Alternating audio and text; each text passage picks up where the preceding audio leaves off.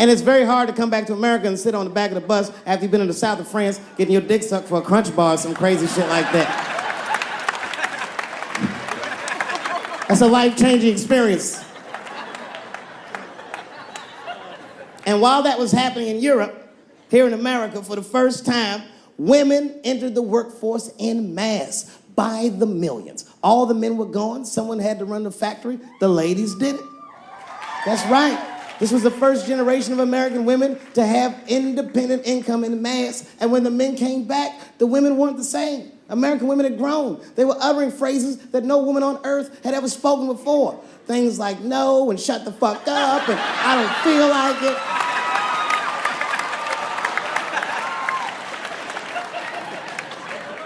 And then behind the scenes of that, there was a little-known government agency that started testing mind-controlled drugs on the American public. They fucked up.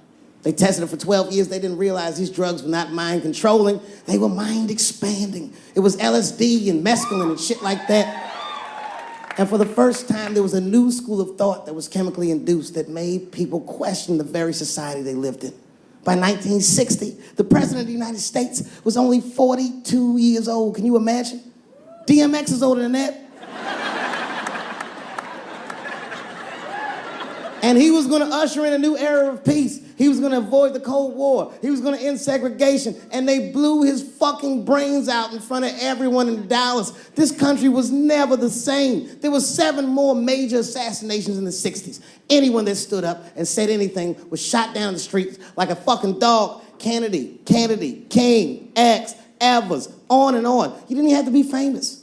You could be a college student at Kent State or in Mississippi protesting the Vietnam War, and they shot them too. The 70s were a wild era. And while all this was going on, Bill Cosby raped 54 people. Holy shit, that's a lot of rapes, man.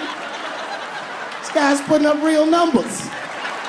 He's like the Steph Curry of rape. Man, that's a lot of rapes. 54. He had raped 30 less people. That's still 24 rapes.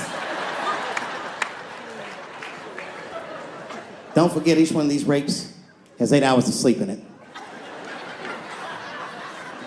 Ladies and gentlemen, that's over 400 hours of rape. It only takes 65 hours to get a pilot's license. If rapes were aircrafts, this nigga's Top Gun for sure.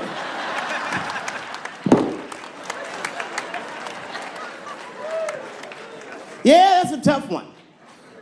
You know, and I was on stage not too long ago. I was in Syracuse, New York. Yeah, well, yeah, for Syracuse, but the show didn't go so good. All because I was talking about Bill Cosby a little bit. Not a little bit, I'll be honest. Talked about him for like maybe 25 minutes. And a woman stood up in the back of the room and she screamed out, "You are a fucking asshole for saying these things." I know. Instantly, I felt, like bad. Not bad about what I was saying. I just felt bad, like, oh, that's too bad she doesn't like the show. I didn't realize it at first.